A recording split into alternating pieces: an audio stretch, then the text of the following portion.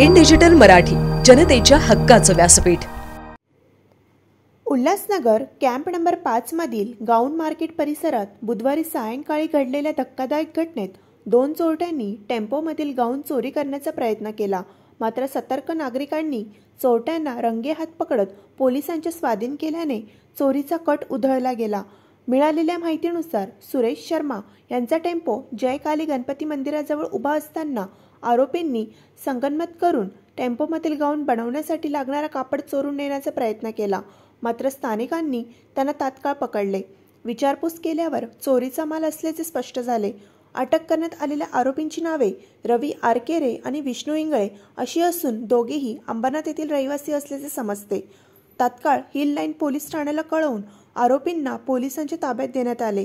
या प्रकरणी hill line police ठाण्यात गुन्हा दाखल करण्यात आला असून पोलीस अधिक तपास करत आहेत.